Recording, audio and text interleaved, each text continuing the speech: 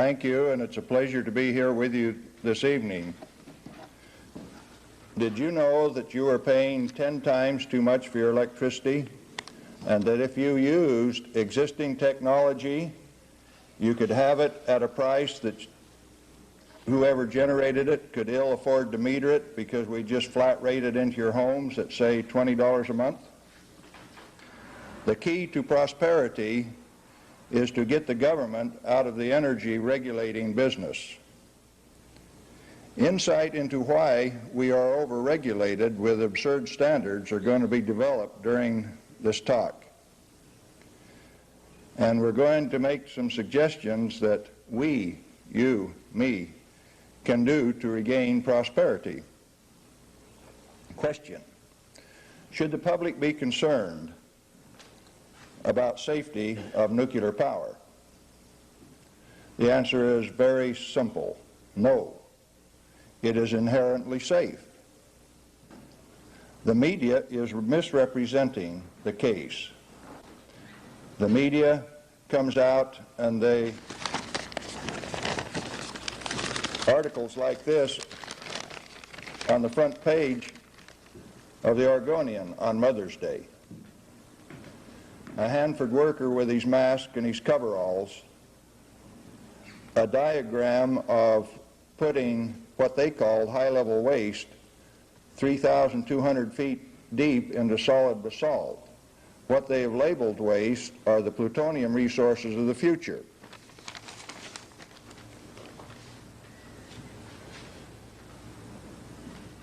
Should we talk about a reactor to which people are often exposed?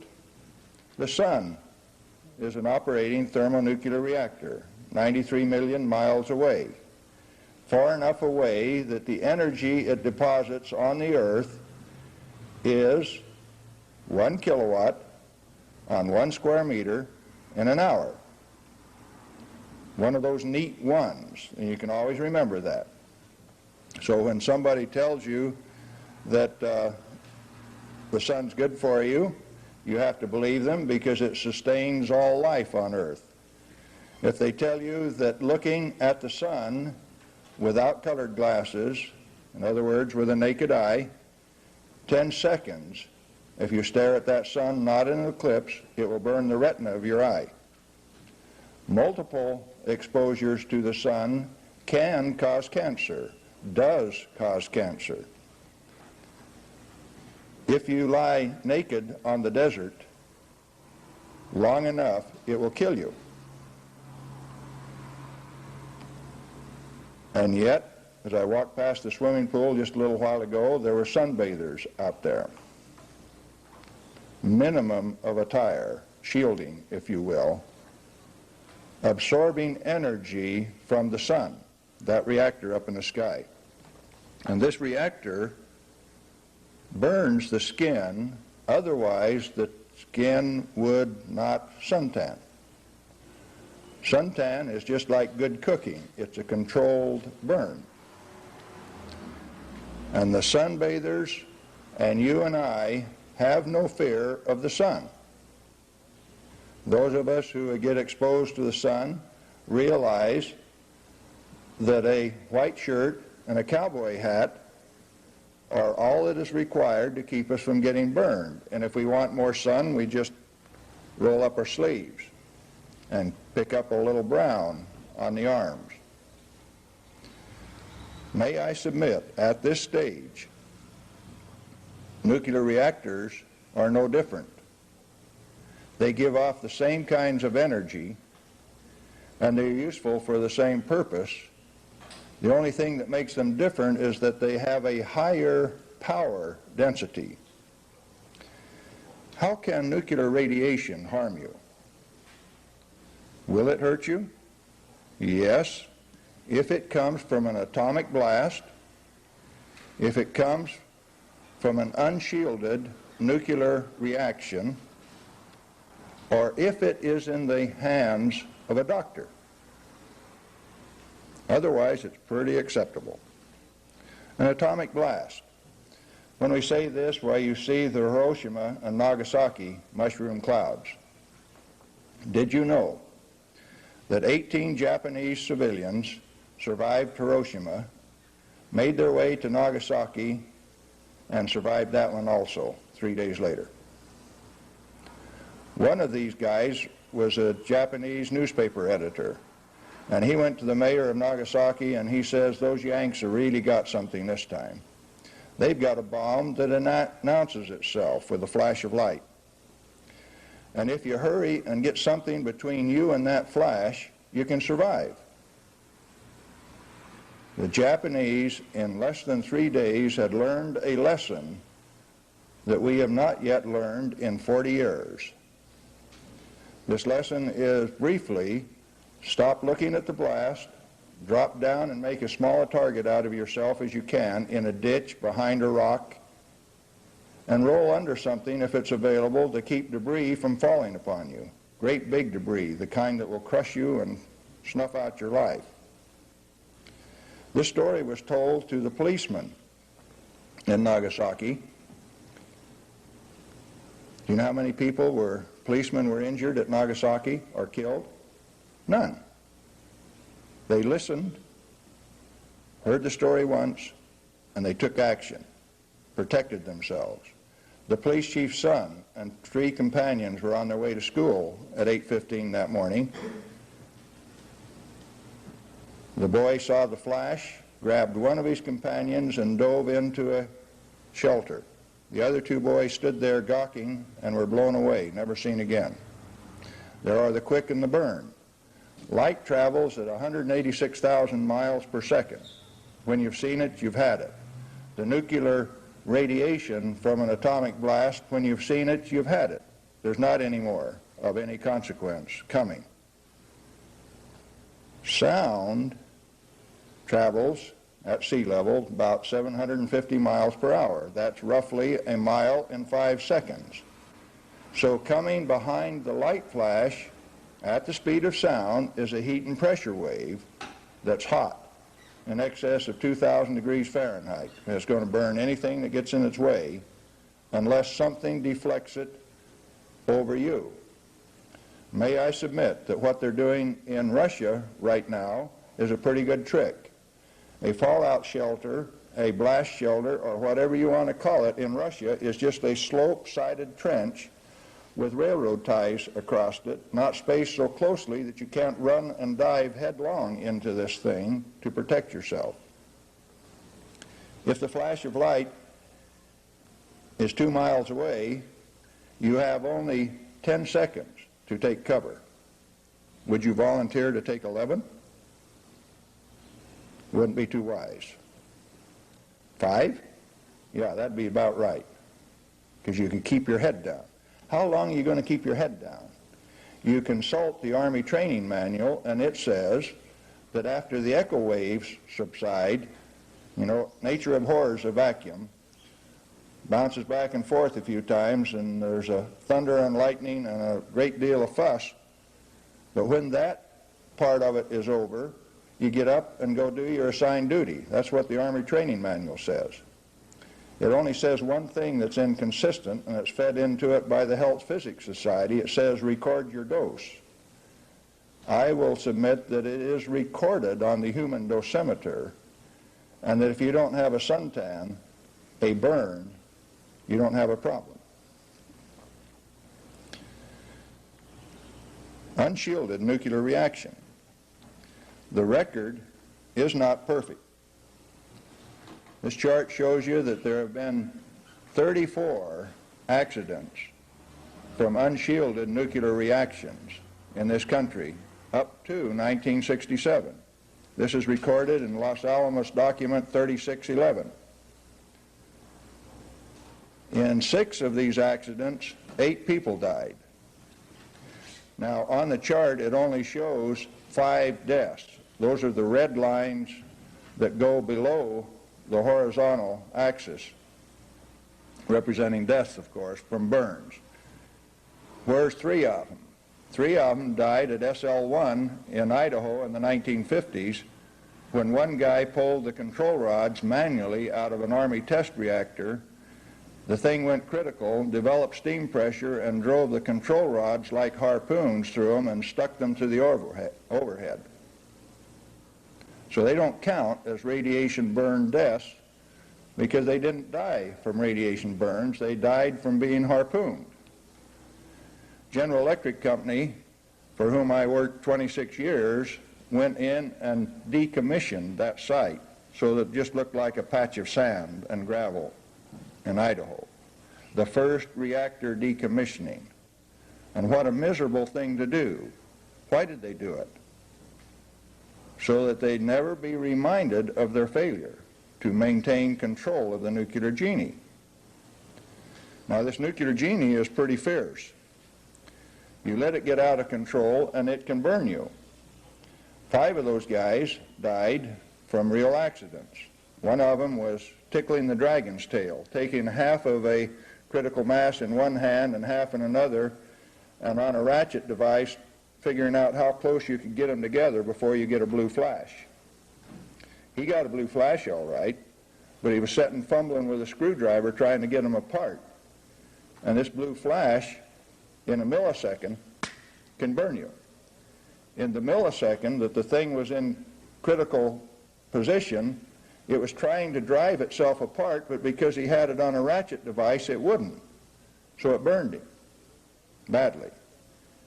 He walked away and he said, if I'd had a quick release on that thing, it wouldn't have burned me. 39 hours later, he was dead. He walked away knowing that he was going to die. The first one. And the second one was taking little cubes of enriched fuel material and building what he thought was a geometric shape that would do the job. And he was building a cube with cubes. And he had this thing built up, and he came over with one cube and dropped it accidentally into the middle. That was the magic one. It went critical. It exceeded the amount of material that had to be so that you could get neutrons absorbed and make an unlimited chain reaction. The air in the room turned blue. There were other people in the room. He thought because the one that he dropped had made it go critical, he took the time to go after the one that was in the middle. It was very hot. It took time. How would he supposed to have stopped the reaction? And he realized that later. All he had to do was hit the whole stack with the heel of his hand and it would have gone away.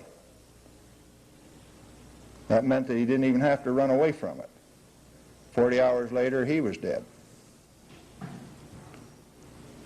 We could go on to the other accidents, but the point is, you mishandle the nuclear genie and he'll kill you. The safety record for this is not perfect. Those who pretend that it is are the ones that say that 50-plus people killed building wasting towers. They call them cooling towers. I call them wasting towers at a reactor. Were killed in one fell swoop when a scaffold broke. And they said that didn't have anything to do with nuclear power. Oh, it didn't? That's the device that the opposition used to throw over 50% of the heat away without using it. You bet it has to do with this thing. And they killed over 50 men one afternoon. They don't talk about it, do they? The sun can burn. All you got to do is go out there without a white shirt on, and it'll burn you. Repeated exposures can cause cancer, except that daily exposure is required for good health. What are you then going to do about Navy nuclear submariners who run submerged for months on end? What are they going to do? They have in a package a reactor that 2 of us could reach around, fueled with fully enriched uranium, and this thing is fueled so that it will last for the expected operational life of that undersea boat, 17 to 20 years. It will run at speeds in excess of 35 knots submerged, and they depend upon it for their light, their heat, their mobility, their air, their water, and their suntans. And to get a suntan, all you have to do is hook up a sun lamp, or if they didn't put so cotton-picking much shielding on that reactor, they could just walk up to the reactor and kind of sunbathe in it. to get their ultraviolet light. Now, doctors. Doctors burn people to cure cancer in cobalt therapy centers. If it doesn't burn, they don't cure cancer. I have a sheet of paper here of a Federal Register where they gave a person who had just had a lung removed 5 shots. They were to give them 5 shots of 400 R each. Now look on the chart to realize how much 400 is, and realize that the scale is marked off in logarithmic functions. 1, 10, 100, 1,000, 10,000. A doctor exposes people in the 7,000 to 10,000 Röntgen range to burn cancer cells, preferentially because they are faster growing than normal cells. At that point, you say, on this experiment, 5 doses of 400 R each. They made a computer mistake. Instead of giving all 5 doses at 400, they gave 2 at 400 and 3 at 800 R each, for a total accumulative dose of 3,200 R instead of 2,000. The NRC held a special safety investigation. Their doctor says that there were no significant observable effects on that patient of increasing individual doses by a factor of 2 and the cumulative dose from 2,000 to 3,200. And that the NRC reviewed it and found out that their report was quite correct. There were no significant effects. Then I submit there was no cure, because unless they burned that body, there was no effect. In 1967, I attended a seminar in Berkeley that was taught by Bob Stewart from across the bay. Can't even think of the name of the university. Stanford. And Bob had some pictures of women who had been treated for uterine cancer with strong bursts of gamma energy, delivered in a short time, the point that they would burn. And there were several women in the group, and we just had a fine buffet dinner. And when the women saw these pictures, a good fraction of them went outside and regurgitated their food because it made them ill just to look at the burned purple skin on these women who had had cancer cured. Now, since gamma is preferentially absorbed in the skin on the surface, like suntans now, and because it's the shortest wavelength, highest frequency of the ultraviolet spectrum, then if you get enough dose deep enough in the body to burn, you're going to burn the skin, maybe even turn it purple, to cure what's deeper inside the body. If you don't want to do it that way, then you go to radium implants like the old doctors used to, and I find out that some of them still today use that technique. Now, you can get burned how? In an atomic blast, in an unshielded nuclear reaction, or at the hands of a doctor, for which you get to pay with the approval of the Federal Drug Administration and the American Medical Association. What about if you're a non-nuclear worker, just ordinary people, around an island like 3 Mile Island in the Susquehanna River near Harrisburg, Pennsylvania in 1979? Should you be afraid? The media went in there and blew that thing entirely out of proportion. They had people evacuating as far away as New York City to get away from that. And yet I submit that Jimmy Carter and his wife, going there a week later, did not display courage. If it was as bad as to have all the people that lived around the island evacuating, what was the President of the United States doing in that control room? The stage show on TV called Saturday Night Alive saw through that whole sham. The writers wrote the Pepsi syndrome. Remember it? They had it. It was all pretense. There is nothing wrong with that reactor that a skilled, dedicated crew couldn't have turned around in 2 to 6 weeks and put it back online. in April of 1979. 6.5 years later, almost, it's still offline. Sitting next to it was 3 Mile Island 1, a perfectly operable reactor down for refueling. It's still down for refueling. It's been fully staffed, fully fueled, fully operable for 6.5 years, and it's never generated any power. It's a net consumer of power and dollars, roughly $1 million a day for TMI-1, another $1 million a day for TMI-2 for 6.5 years. Somebody figure that out for me and tell me what it is. It's a whole lot of dollars. Do you know how they replace the power? They buy it from Ontario Hydro in Canada at 80% of their cost of generation and sell it for 120 to 125% of what it would cost them, with the approval of their Public Utility Commission. How can they afford to leave 2 reactors already operationally tested down for 6.5 years? Good question, isn't it? On that particular point, the company for which I work, E.J. Crosby and Associates, volunteered to go in and pull the core on that reactor, lay it out on the deck, because 6.5 years later you can handle it barehanded. Just lay it out on the deck and demonstrate to the world that there's nothing wrong with that reactor. I made that observation that that was the case in 1979 to Battelle Memorial Institute, for whom I worked at the time. They said, oh no, 20% of that core is just mangled. No. They took the head off that reactor on the 24th of July last year. They looked down into perfectly clear water, and guess what they saw? A reactor that hadn't been physically damaged at all, other than to have a few fuel pins burst. It's not melted. The fuel is removable. And so I'm going to go to Congress and say to them, if that fuel is like I said it was 6 years ago, remotely replaceable, I get to keep the fuel. You need to give me a few $1 million to pay for this little exercise, and you need to give me permission to go in there and do it.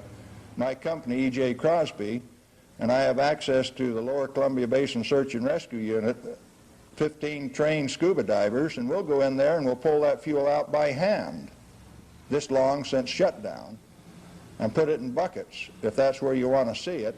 But we get to keep the fuel, and if it's really like I say it is, we get to keep the whole island. And if we have the whole island, we'll show you how to run it. How will we run it? At 100% available power. In other words, run it over nameplate rating enough days out of the year that while we're down for refueling, it still won't put it below 100%. If we think that the island is too contaminated, we'll turn on the fire hose and flush it down like the Navy does its ships at sea. Wow. Can you imagine what trouble I'm going to get into when I go to Congress with that one? Now, ultraviolet light energy is preferentially absorbed in the skin. If you ingest it, it's supposed to burn you, be harmful to you. In Brazil, tomatoes grow on monzonite sands that have high thorium content. It turns out that these tomatoes, if you slice them, that come from Brazil, and you lay them down on a film packet, they'll take their own radioautograph. Does that sound like what that neat woman, Marie Curie, did a few decades ago? That's what she did. She had a rock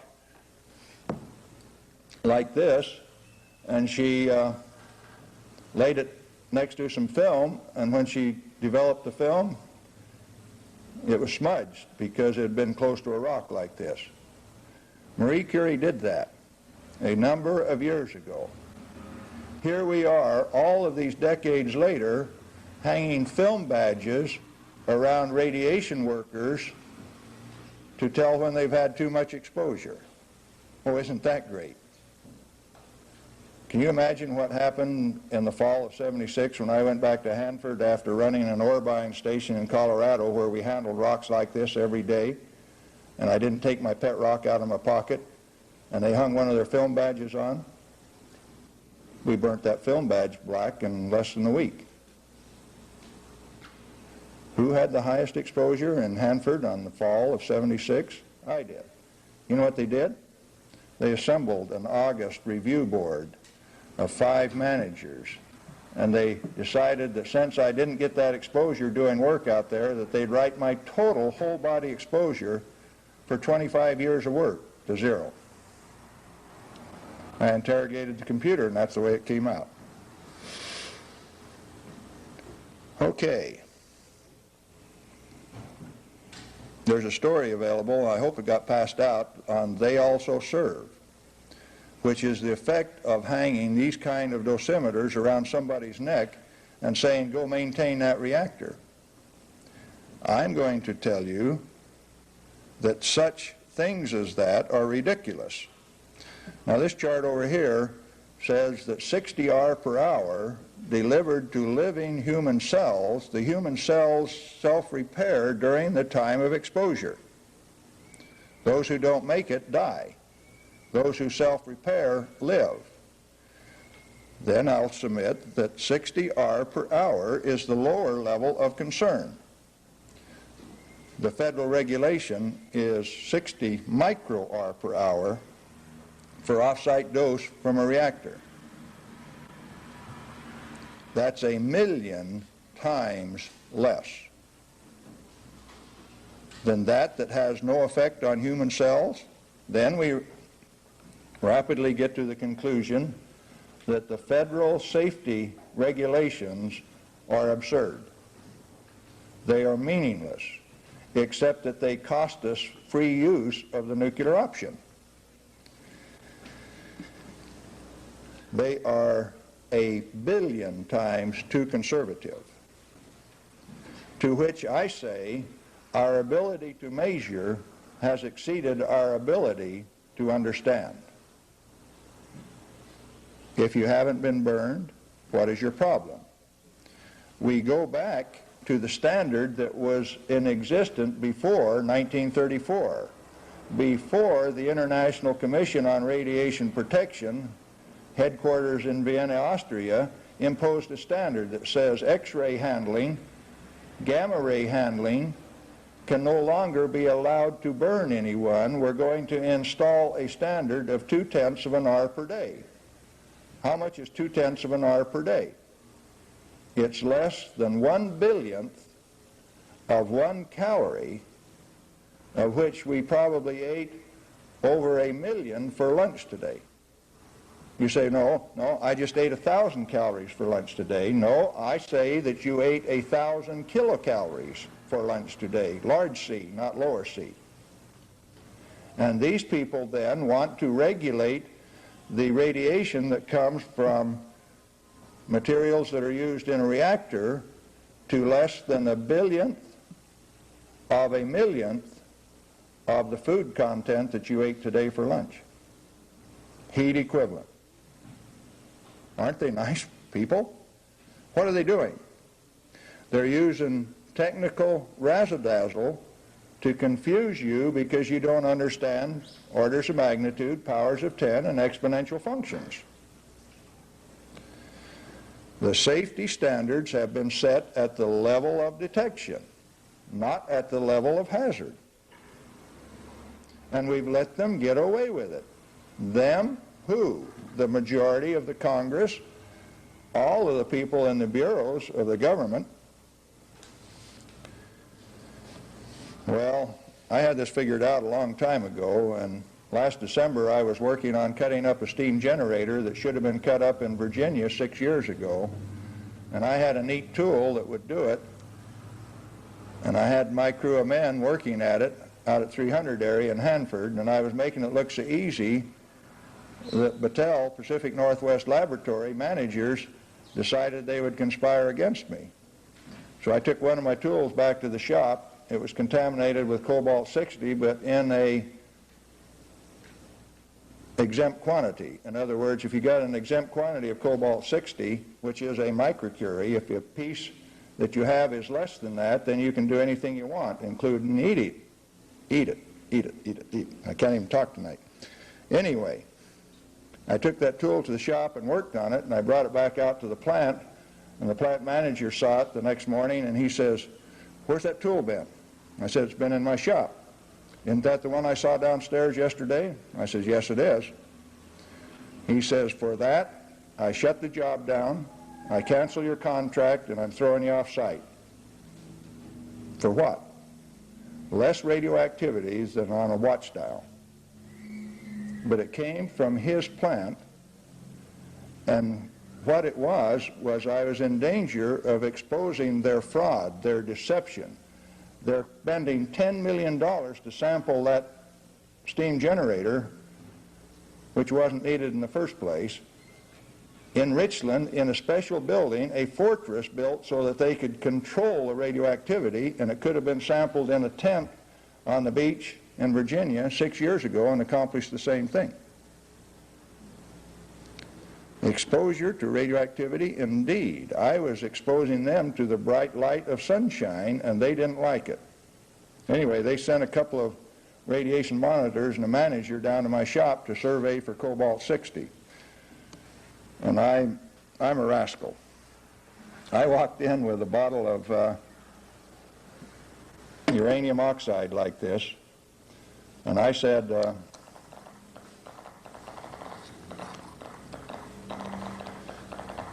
poured some of it out in my hand like this. Oh, we got to play a couple of games first. See what it counts through the bottle? Gamma is supposed to be the most penetrating of all radiation. Is it?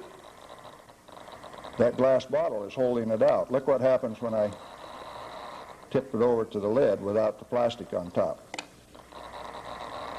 Most penetrating of all radiation, it can't even get out of a glass bottle. You see? I poured some out in my hand like this. And I said, "Survey it." And I stuck it out in front of their Geiger counter, and their Geiger counter went off third scale like mine just did. And then I smeared it all over where they were surveying. And he complained, and I says, "Don't complain to me. You got 100,000 times more than you had before. Just get back to your surveying." And I poured some out in my hand like this, and we got into a tiff about whether ingestion of it would hurt, and I did differently than I'm going to do now, but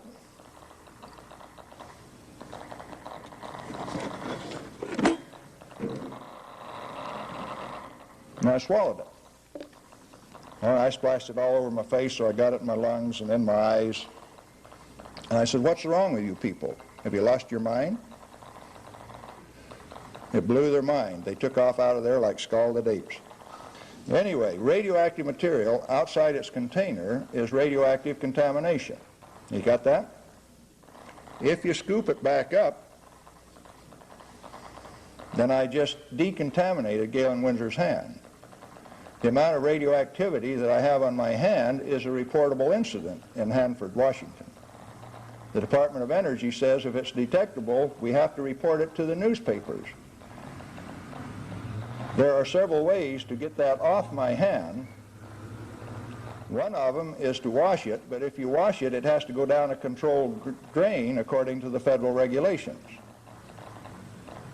I'm going to ask the question, do I qualify as a controlled drain?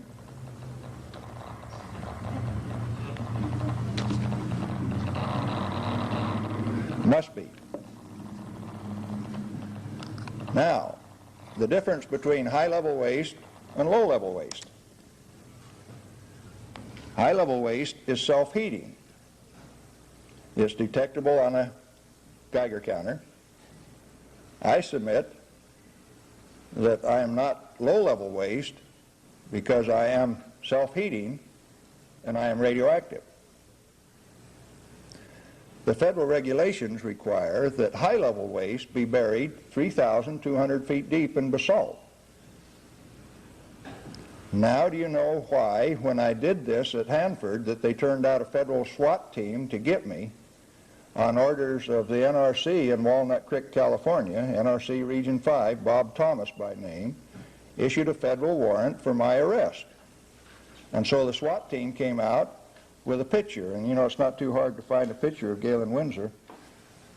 They even got them in trim bulletins nowadays.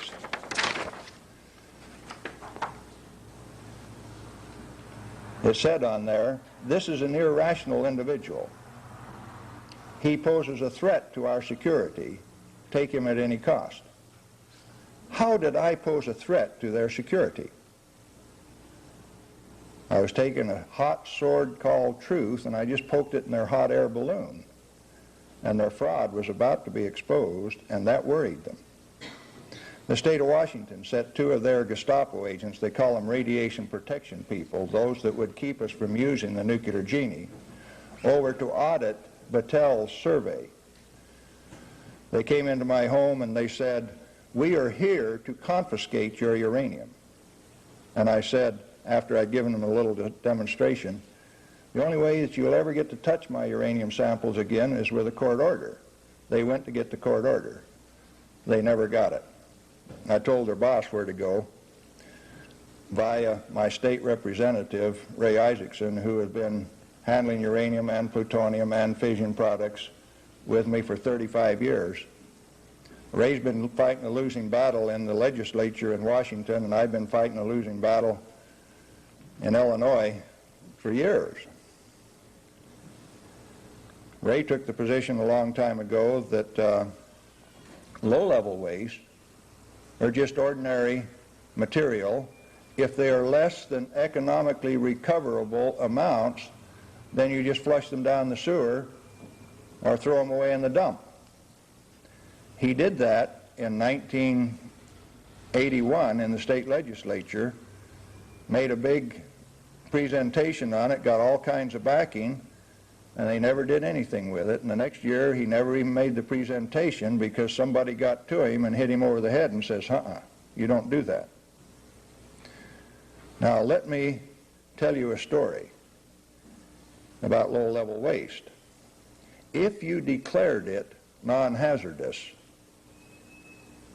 and just threw it away like that, all you'd have to do is sit still and listen to see who howls the loudest. The truckers who get paid for hauling it across country at 32 cents a ton mile, which is a fair rate of pay, incidentally. That's what it was 5 years ago. I don't know what it is now. Or the people who conceal legal evidence in 55-gallon drums by hanging a radioactive sign on the side, yellow and magenta, filling out a radioactive shipment record by one RSO, Radiation Safety Officer, and dumping it into a federally mandated, non-inspectable system. I'll tell you that organized crime uses that of getting away from their evidence, from that would convict them. It outmodes concrete overshoes in the Chicago River by a whole great big bunch. Low-level waste is a tool of those who oppose progress in total. They're backed up by a legal system and regulations that don't make any sense. Proliferation control of weapons. Remember when the Israelis took out a reactor in Iraq? They had fully enriched U-235 supplied by France, and they were accused of going to take that fully enriched uranium, put it into a reactor, convert it into plutonium. They were going to recover the plutonium and make weapons out of it. Now, anybody that believes that that's what Iraqi was going to do with that fully enriched uranium doesn't know that fully enriched uranium makes a better weapon than plutonium does. I will submit that 4 years ago over South Africa, that flash over Madagascar was a fully enriched uranium bomb made by the South Africans by laser isotopic enrichment techniques. And if South African can do it, anybody else can. They're a slightly disorganized nation. They got political problems. If they can gather up the resources to make a fully enriched U-235 weapon, then where does Jimmy Carter get off saying you can transfer fully enriched U-235 to India, but you can't transfer them any plutonium, because if they get plutonium, they'll make a weapon out of it? Ridiculous. Now, if you're going to control bombs in the hands of terrorists, then obviously you're going to ban all of the uranium on Earth and all of the lasers. Because anybody that knows the activation energy of U-235 as compared to U-238 can gather up the material to make a weapon. I know where there's pet rocks like this. This one's 16% weight uranium in northwest Saskatchewan, just laying on the surface of the ground where you can dig them with a front-end loader, and that's where France gets its uranium. Got an article here that says that uranium is in short supply, don't waste it. By 1965, we had enough uranium stacked as UF6 at Paducah, Kentucky to last us from now on. It was 1975 when I was running a uranium ore buying station, and I couldn't figure out why GE gave me $6 million just to buy uranium when there was already enough out of the ground. That's when I found out about an international cartel called NUEXCO, Nuclear Exchange Company, that regulated the price of uranium worldwide. And when I wanted to find out how much to pay the uranium miners over there, I called San Jose, and they would tell me what the NUEXCO price was. And one time I called in and I says, "What's the NUEXCO price now? What am I paying my miners?" And they said, Kent Hawes, whom I went to college with in 1950, passed the phone over to a NUEXCO guy, and he says, "Here, ask him." In other words, I had the head man on the phone calling from Colorado to find out what I was supposed to spend GE's money on. I had a sneaking feeling that I was in a sneaky business. I decided to get out, and so I resigned and went home. Okay, several myths. This pet rock won't burn you, but federal regulations, 10 CFR 61, says it has to be buried 30 feet deep so that a stumbler prospector 100 years from now won't find it and get burned. Now, if it won't burn you now, how's it going to burn you 100 years from now, or somebody else? It won't be you, or it won't be me, because we're not going to be around. How would it burn them then if it won't burn now?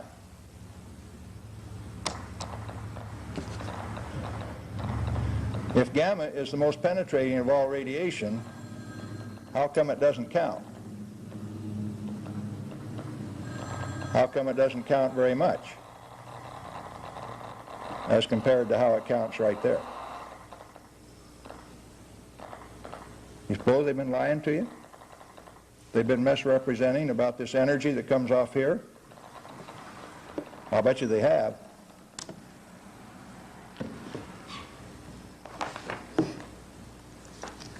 You've heard it said that 5 grams of plutonium, properly distributed over the face of the Earth, will kill everybody on Earth. Well, I doubt it. I took this out of a film can. Let's put it back in. And turn the counter on again. Doesn't count very much, does it? That's the reason you put film in a can, is to keep it from being exposed from gamma activity. You'll find out the Department of Transportation rules say you got to protect film and people to the same standard. That's ridiculous. They've got people limited to what they ship film in, and they put film in cans like this. What they're really saying is to ship people on airplanes, you got to put them in cans like this too. Is it radioactive? When I get it out and count it, it's not radioactive, it's very radioactive. It has a density of 19. There are 2 elements that have density 19. One of them is uranium, the other is plutonium. And I submit that outside of a laboratory, you can't tell whether this is uranium, plutonium, or a mixture of the 2. Is it pyrophoric? Yeah, it is. Pyrophoric means that I can strike sparks off it. Those hot particles that were flying around there was reactor fuel melting, burning. And if it's plutonium, I just contaminated this area right here in excess of the EPA's limit for 1 square mile. Go tell the NRC on me. Say that I've broken the EPA's limit. I'm going to climb on an airplane in the morning and go home, and I'm going to have this thing in my wallet. What then? I've just broken the federal regulations, because it says as you go on to past the security point there that radioactive materials are hazardous in any amount. There are no amounts designated. And when I carry me on because I've been eating uranium, I'm also forbidden. I'm breaking the federal regulations. What are they going to do? If they know it, they're going to fine me $10,000 and put me in jail for a year. And I've been doing it for 14 months on lecture tour. If it's a year per occasion, I'm in deep trouble. What am I telling you? That the federal regulations are ridiculous, absurd. In my hand, Coleman gas mantles. Did you know they were radioactive? Someone said the other day, if Galen Winsor's got them, we know they're radioactive.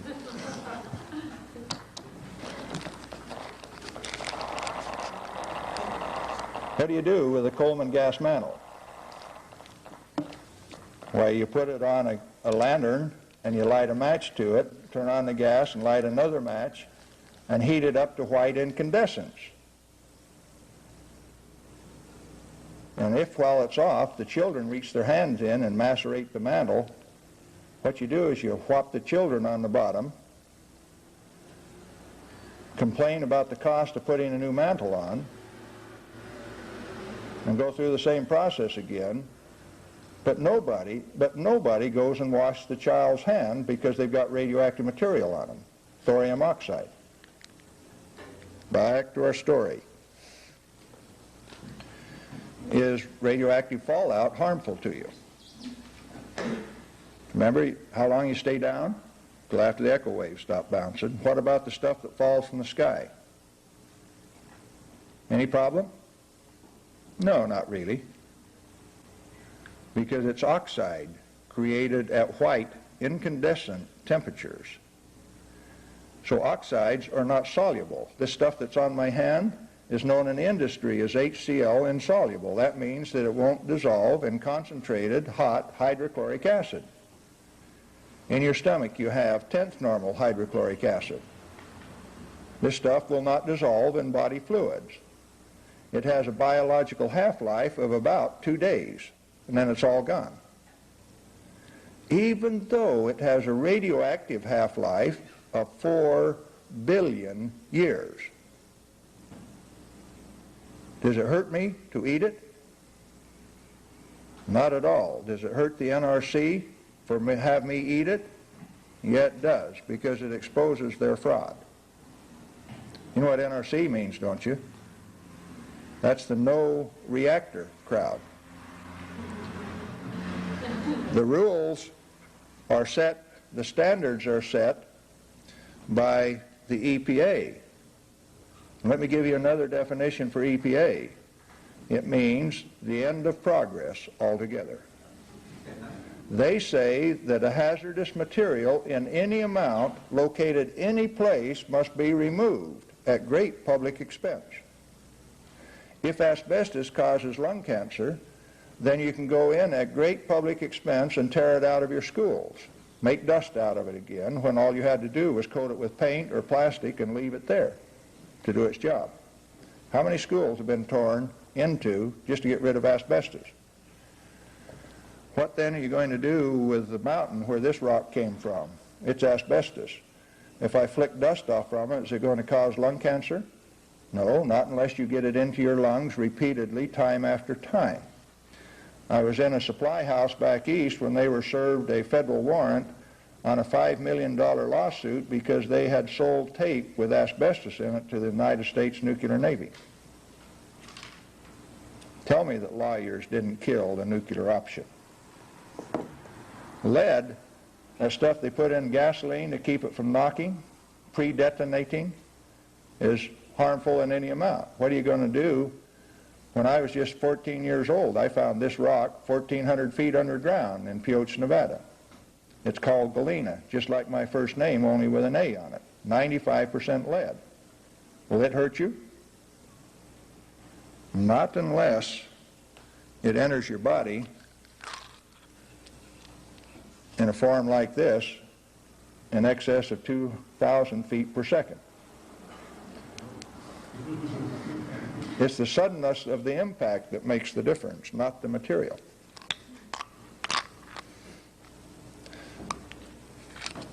This piece of lead my son took out of a human body and gave to me. That's called dying of lead poisoning. May I submit at this point that the only reportable events are deaths, not fractional deaths, are those from which you recovered. What did we do with those black figures on there that were exposed to unshielded nuclear reactions?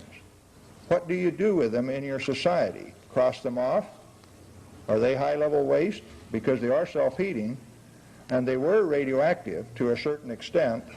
The radioactivity could be measured on a Geiger counter. That's how you determine how much medical attention you're going to give them. What are you going to do with the people that survived? What did you do with the 34 people that didn't die? You've never answered that question. Neither has society. The Department of Energy ramrodded the Nuclear Waste Policy Act of 1982 through the United States Congress. It is Public Law 97-425. This requires a mil per kilowatt hour on all nuclear power. That's $1 per megawatt hour. At Rancho Seco, that means that that's $913 an hour has to go to the Secretary of Energy so that you can research how to throw away plutonium. Now, plutonium is the reason why we built reactors at Hanford in the first place, and it's the reason why I came to California in 1965 to do the detailed design work on this plant, which we later built in Illinois. They told me that I got to build it down at San Luis Obispo, and that's how they got me away from Hanford in the first place. But we didn't get to build it at San Luis Obispo. We built it at Morris, Illinois. Why do you build plants like this? Obviously, to recover plutonium from the uranium matrix in which it is created. The federal government right now has said that you got to bury this stuff 3,200 feet deep in solid rock. And they've got contests going on between states to find out whether you're going to bury it in basalt or granite or salt. Somebody's stupid.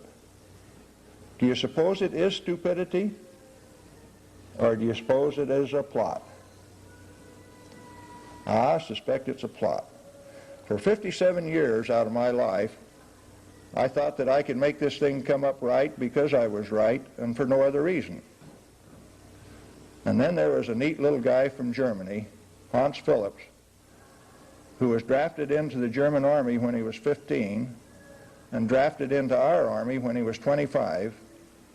And he got hold of me one day and he set me down and he taught me a few basics about the difference between a democracy and a republic. I didn't really understand because I was just a neutron mechanic that knew how to make plutonium out of uranium. And Hans Philip got my attention. About the time he got my attention, and after I'd had time for it to soak in, there was another guy came on the scene. His name's Alan Stang. And he came into my home, and I was trying to convince Alan about what I knew, and he was trying to tell me what to do about it, and we did this for 3 hours, and finally Alan says, "Galen, I know the answer to your problem." "What is it, Alan?" He says, "Easy. Go on lecture tour for American Opinion Speakers Bureau, and by the time you get done, you'll have it figured out." Thanks a lot, Alan. Goodbye. Well, Alan Stang's a neat guy, and he doesn't give up easily, not even on characters like me. And one day my wife said to me, "Aren't you glad that we are not our grandchildren?" I said, "What'd you say, woman?" "Say it again." So she did. "Aren't you glad that we're not our grandchildren?" Now, I've got 5 of the neatest grandchildren in the whole world. They're the cutest, best behaved, neatest little grandchildren you've ever seen. The youngest, you know what her first word that she ever spoke was? Grandpa. Do you think she can get me to do what she wants me to do? When she was 2.5, she came up and I was resting in my chair and she grabbed me by the finger and she says, Grandpa, vroom, vroom. I says, Ariel, it's 10 o'clock at night. No, we're not going on the motorcycle. And she grabbed me by the finger and says, Grandpa, vroom, vroom. 5 minutes later, we were going down the street and she was honking the horn on that 550 Honda and happy as could be. Why was she honking the horn? So that the neighbors would know that she had her grandfather in tow at 10 o'clock at night. I would do anything in the world for my grandchildren. Even call Joe Mertens and tell him that I would go on lecture to her for American Opinion Speakers Bureau. It's not easy to go on lecture tour. They keep me away from home for 3, 4, 5 weeks at a time, and they don't think anything of it. And guys like Tom Gow, you know what he did to me the other day? He put me on the air with Jim Eason on KGO, and he sat there and smiled all the time that he did it. Now, he presumed that I could get myself out of trouble, keep myself out of trouble with Jim Eason. That's not easy. You heard the story in the Bible about Daniel being thrown to the lion's den? That isn't what Tom Gow does. He throws Galen to Jim Eason. Well, it works.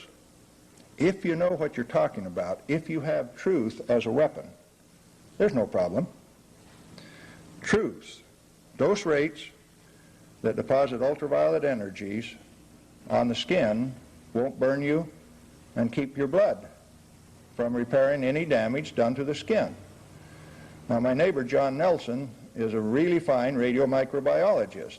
He found out that if you shield some of the rats' tails with lead and put all of the rats in the same radiation field, that the rats that weren't shielded die and the ones that had lead-shielded tails live. You're going to have to think about that one for a while, and while you're thinking about it, I'm going to go on. Before we had instruments, we used to work until we got burned. And we used to go to first aid every once in a while, and we'd hold our hands out like this. And if the nails weren't shriveling a little bit and wrinkling a little bit, why, they say, okay, go back to work. Before we had instruments. After we got instruments, then we had to keep the 0.2 of an hour per day standard. Let's talk about something else. Why do we have these absurd standards? I'm going to explain it very quickly to you. It can be summarized by this statement. Who owns the plutonium and how much is it worth? Right now the utilities own the plutonium inventory. The federal government would like to take it away from them, and it really belongs to the ratepayer, who has to pay for its mining, fabrication into fuel, operation in a reactor to get electricity, and now the federal government wants to throw it away at a cost of $300,000 a ton, just to encapsulate it and throw it away into the soil, without the tribute that's being paid of $1 per megawatt hour.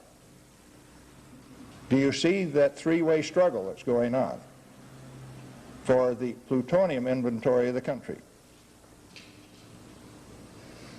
Well, let's recap quickly. You're paying too much because of absurd regulations. Public concerns are unjustified. The only reportable incidents are deaths. Fractional deaths don't count. The only hazard is from atomic blasts, unshielded nuclear reactions, and doctors who have a license to burn.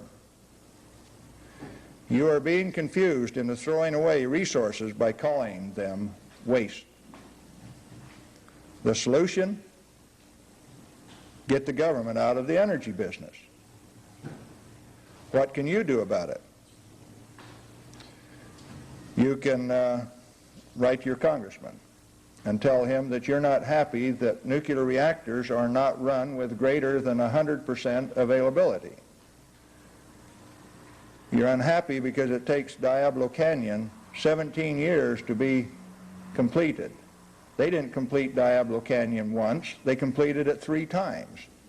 And there was a moving regulatory standard.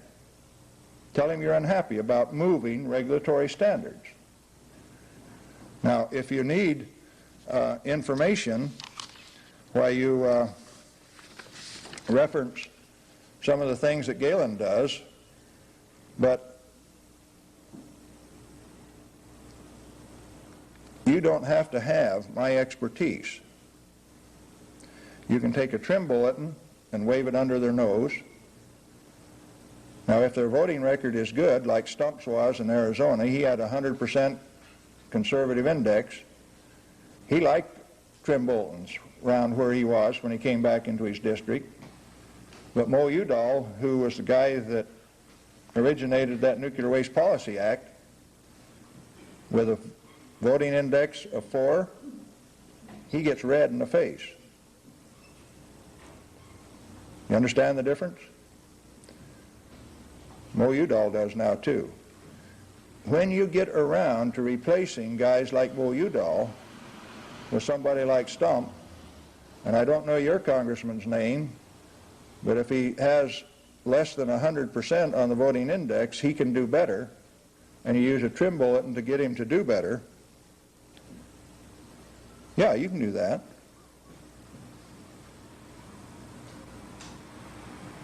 You can understand that some of these things, like it's all just an inventory control game, who owns the PU and how much is it worth. There are no nuclear waste, just transuranics to be recovered and fission products to be used beneficially in things like preserving food. Do you know that you can preserve a steak 2 inches thick, wrapped in saran wrap? You can set it on a desk for 8 years, and when you eat it, without refrigeration, after this period of time, you cook it and it's delicious and it's not spoiled.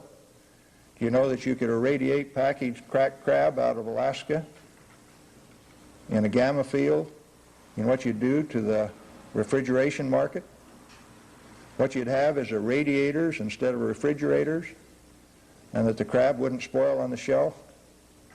Do you know that in Europe you can go down and get a gallon of milk at the store and keep it without refrigeration for 6 weeks without it spoiling because it's been through a gamma radiator?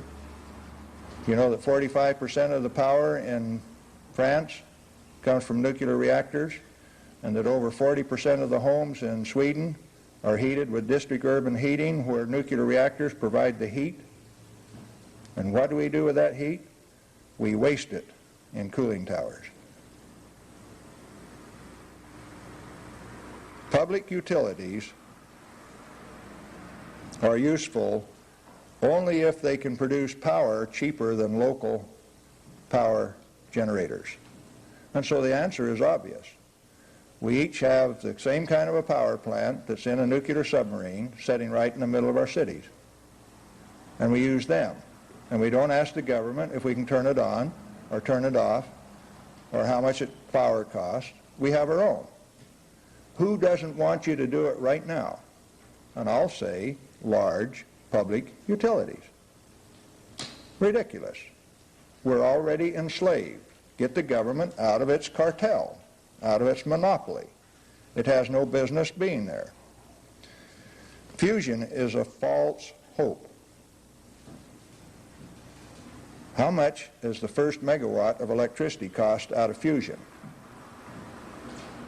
How many billions of dollars for 1 megawatt? Sacramento Mud, Rancho Seco. You've got a reactor, 913 megawatt. You've got 9 acres of solar panels that have a maximum capacity of 1 megawatt. As compared to 913 over here, no, it's not even that. The availability factor on the solar panels is 7.4%. 7.4% of 1 megawatt is 74 kilowatts. And it costs $12 million to put that thing in. And they say we add it to the peaking power capacity of that plant.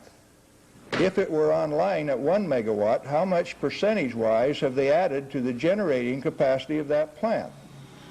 Less than running that reactor 0.2% over its rated power. In other words, you could just crank up that plant just a little bit and totally negate that solar input. Do they tell you that? Who pays for it? They said because the $12 million, most of the $12 million came from the federal coffers, that the people in California didn't have to pay for it. If you believe that, I've got a bridge up in Washington and I'll sell you too. Up in Washington, they built the first reactor on the bend in the Columbia River in 12 months, and it had never been done before. From sagebrush and sand in September 1943 to nuclear steam in October 1944. And we recovered enough plutonium in the Manhattan Project to meet the weapons needs, plutonium weapons needs of the country for the expected future 10 times over by 1965. All the time that we were doing this, we were shipping all of our technology, all of the material to Russia via Fairbanks, Alaska, Great Falls, Montana, in U.S. Air Force planes in 1944 under the auspices of Harry Hopkins and Franklin Delano Roosevelt. And it makes me hurt inside when I see guys right now prosecuted, run out in front of the public for selling naval secrets to the Russians, when in this case, I think they just gave them away. The President of the United States.